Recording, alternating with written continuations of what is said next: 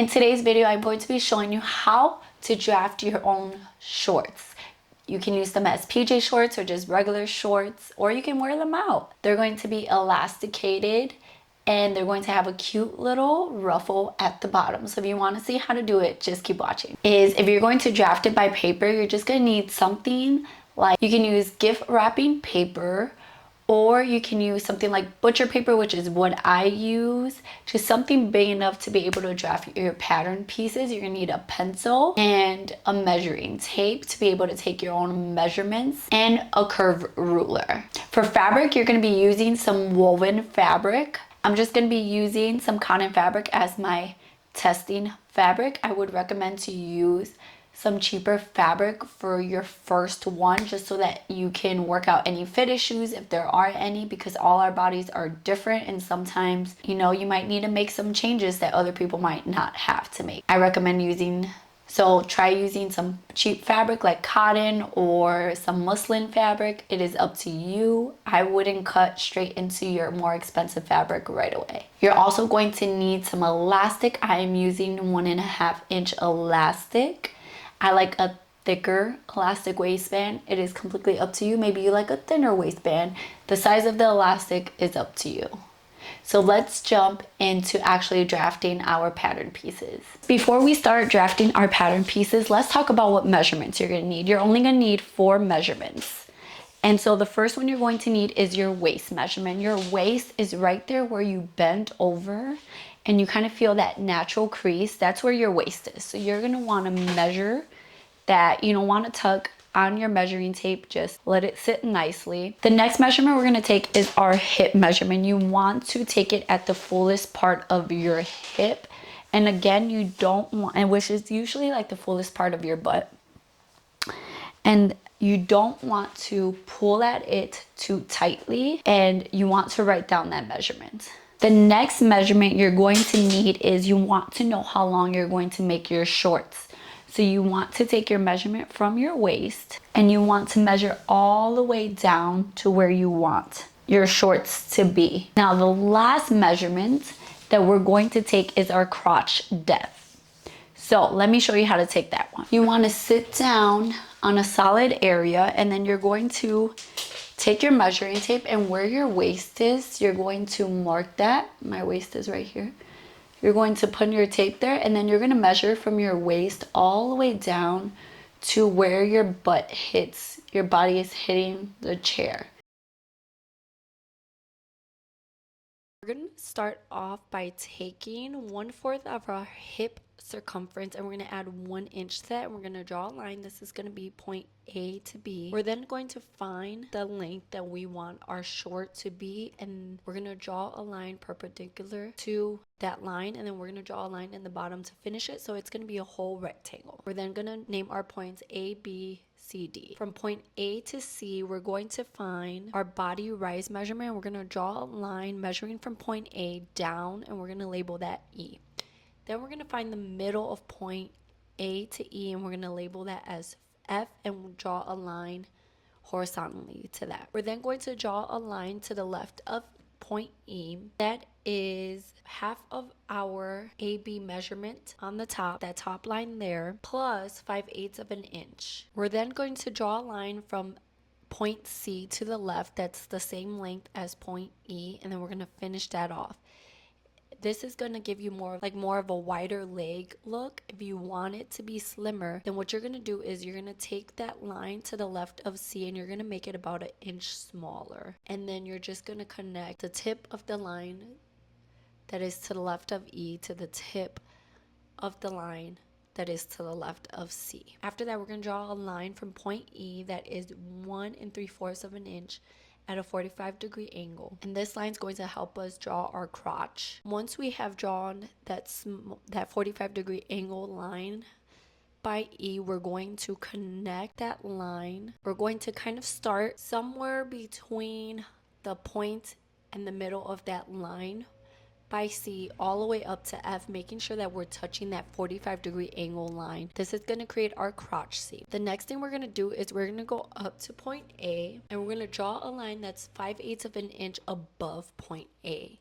And then we're going to connect that to point B. You can do a straight slant, or you can go kind of straight a little bit and then slant down to B. This is going to be our back rise. All we have to do now is trace our whole pattern piece, and we have our back pattern piece. Now we're going to start on our front pattern piece. For our front, we're going to make sure we have the rectangle that we started with for the back and that body rise line and the middle point. The only difference here now is that we're going to draw a line to the left of E that is half of our AB measurement, but this time, instead of adding 5/8 of an inch to that, we're going to subtract 5/8 of an inch. Then we're going to do the same thing we did before, where you can draw a line from the left of C, the same length, or you can draw it an inch shorter to either have a wider leg or a more defined leg. The next thing we're going to do is now we're going to draw a line, 45-degree angle line from E that is 1.5 inches instead of 1 3/4. And then, like before, we're going to connect point G, E, and F. And then this time, instead of going above A, we're going to go below A by 3/8 of an inch, and then we're going to connect that up to B. And then we're going to trace out the whole thing. You can either keep them as 2 separate pieces, but I'm going to move them together, and then I'm going to trace the whole outside of that and add seam allowance. I'm adding 3/8 seam allowance.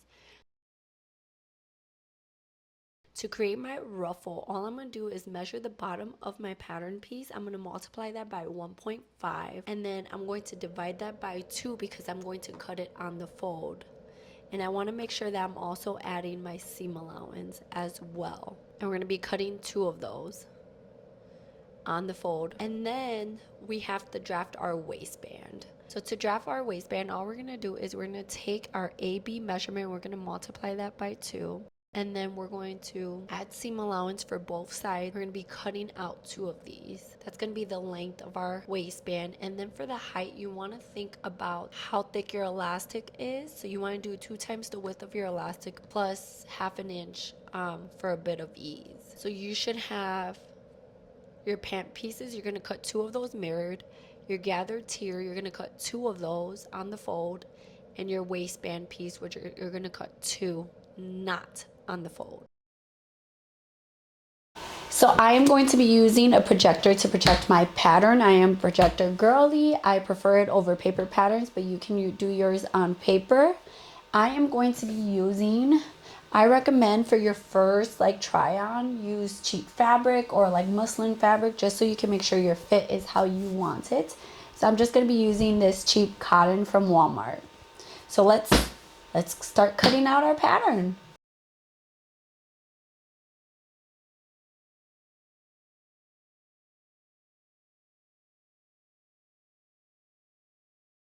So you want to make sure you have 2 gathered tiers cut out. You want to make sure you have, if you're doing 2 separate pieces, like 2 back pieces and 2, you're doing your back and front separate, you want to make sure those have seam allowance in the center, and you want to make sure you have 2 of each, and they need to be mirrored. If you don't know what mirrored means, basically you'll see here that my pattern piece, this is my back, this is my front,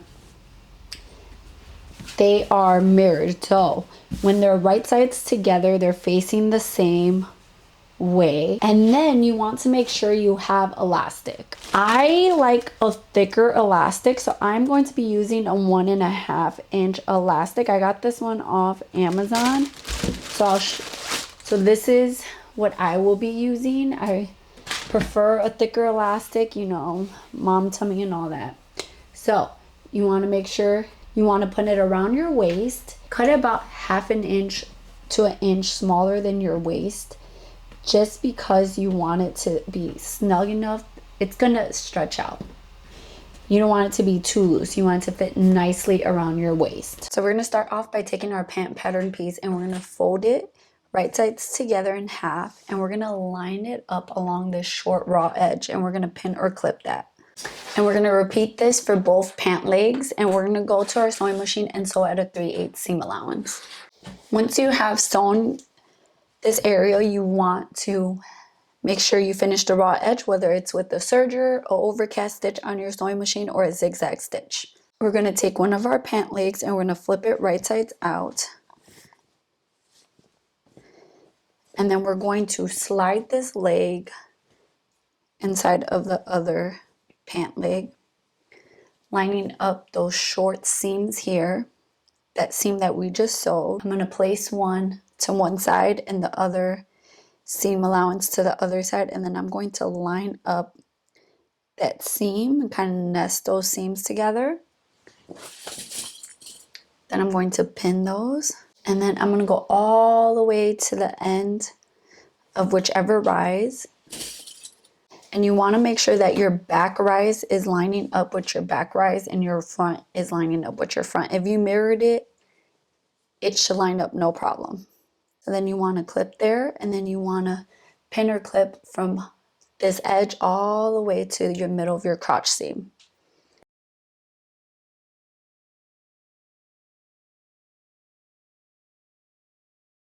And then you want to take this over to your sewing machine and you want to sew along the curve you just pinned at a 3/8 seam allowance. You're just going to take your waistband pieces and you're going to line those up right sides together. I probably should iron this, but I'm not going to. You're going to line them up right sides together at the short raw edges, and you're going to pin or clip those on both sides. And then you're going to take that over to your sewing machine and you're going to sew at a 3/8 seam allowance on both sides. You're going to take your waistband and you're going to fold it in half, wrong sides together, all the way around, and you're going to just press that down. Once you have pressed it, we're going to quarter our waistband. So we're going to line up those side seams together. Then we're going to go all the way to the end, one end of our waistband.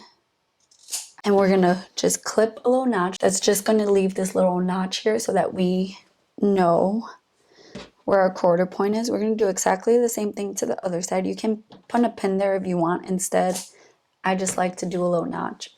Then we're going to take our pants and we're going to take our waistband and we're going to do exactly the same. We're going to line up our front and back seam. Then we're going to just take our fabric, kind of pull it and go all the way to the end, and we're going to clip there. We're going to do exactly the same to the other side. Clip there. Then we're going to take our waistband and we're going to line up our notches. It's up to you if you want to have your seams be here, like lining up with your back seam and your front seam, or if you want to put it on the side how you normally would. So you're just going to line up your quarter points with the quarter points you did on the waistband, and you're going to pin or clip that in place. And then you're going to pin or clip all the raw edges between your pins, your clips. So you're just lining up all the raw edges and just pinning or clipping those. They should line up perfectly. You shouldn't have to force anything.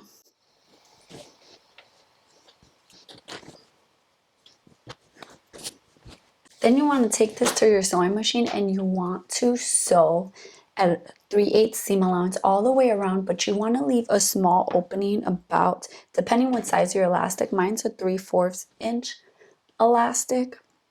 So I'm going to leave about 1.5 inch gap opening, and that's where we're going to feed our elastic through.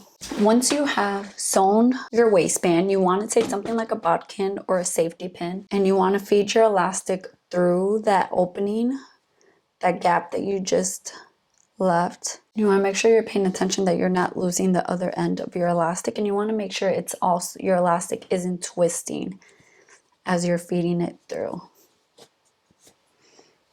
I feed most of my elastic through and I realize that my other side is about to slip through. I like to take a safety pin and I'll pin that other side to my waistband so that it doesn't go anywhere while I finish feeding my elastic through my waistband. Once I get to the other side, I'm just going to pull my elastic through a bit, and then I'm going to grab my other side and I'm going to unclip that and pull that through a little bit. And then I want to make sure I'm paying attention to the way that my elastic is in here, so that on both sides, so that I don't accidentally sew them the wrong way. So then I'm just going to take these, overlap them about 1/4 inch, and I'm going to zigzag on my sewing machine. And then once you have overlapped them, you just want to pull your elastic through your waistband. And then you want to take this over to your sewing machine and you're going to close up that gap that you left there. We're going to take our tiers and we're going to fold them in half, and we're going to pin or clip along the short edge. And we're also going to take these to our sewing machine and we're going to sew at a 3/8 seam allowance. I'm going to start with doing some gathering stitches. So I'm going to put my machine on the longest stitch it can possibly go, which is a 5. And then I'm going to put my tension at like a 7. I'm just going to sew 2 straight rows of stitches all the way across. You want to make sure you have your top and bottom and your bobbin thread out so that you have some long tails to grab onto. Then just take your fabric. I'm doing it from the right side. I'm going to take it and I'm just going to sew 2 rows of straight stitches all the way across.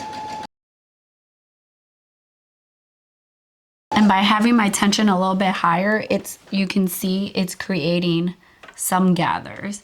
The higher your tension, the more gathers. And I kind of like to go to the end, put down my needle, twist my fabric, sew about a stitch or 2, lift up my presser foot again, and then I'm going to sew back the other way.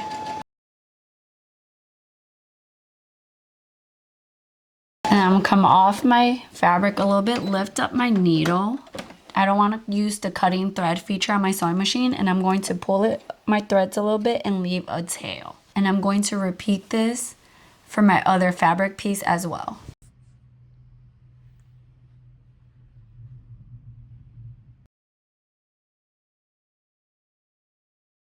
I hope you guys enjoyed this video. I hope you found it helpful.